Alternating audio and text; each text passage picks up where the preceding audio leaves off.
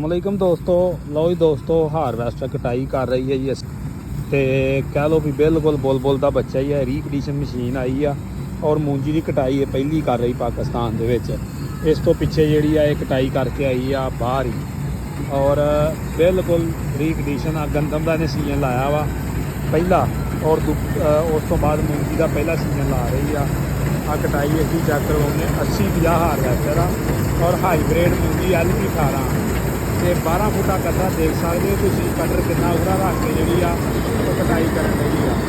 ਬਾਕੀ ਮੂੰਜੀ ਦੇਖ ਸਕਦੇ ਹੋ, ਮੂੰਜੀ ਮਾਸ਼ਾਅੱਲਾ ਬਹੁਤ ਭਾਰੀ ਆ।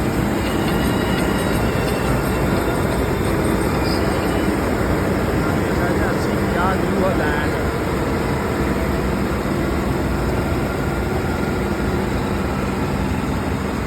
ਔਰ ਹਾਈਬ੍ਰਿਡ ਮੂੰਜੀ LP 18 ਮੂੰਜੀ ਚੰਗੀ ਲੱਗੀ ਆ। ਮੇਰਾ ਖਿਆਲ ਆ ਕਿ 100 ਮਣ ਤੋਂ ਉੱਤੇ ਵੀ ਏਕੜ ਜਿਹੜੀ ਐਵਰੇਜ ਆ ਰਹੀ ਆ। ਬਾਕੀ ਮਜ਼ੀਦ ਕੋਲ ਲੱਗੇਗਾ ਜੋ ਵੀ ਦੋਸਤਾਂ ਦੱਸਾਂਗੇ ਮਸ਼ੀਨ ਜਿਹੜੀ ਆ 14 ਏਕੜ ਆ ਜਿਹੜੀ ਕਟਾਈ ਕਰਨੀ ਆ ਮਸ਼ੀਨ ਨੇ। ਸੁਬਾਹ ਦੀ ਮਸ਼ੀਨ ਆਈ ਆ ਤਕਰੀਬਨ 5ਵੇਂ ਕਿੱਲੇ ਦੇ ਵਿੱਚ ਵਾ। ਹੁਣ 5ਵਾਂ ਕਿੱਲਾ ਕੱਟਣ ਲਈ ਆ।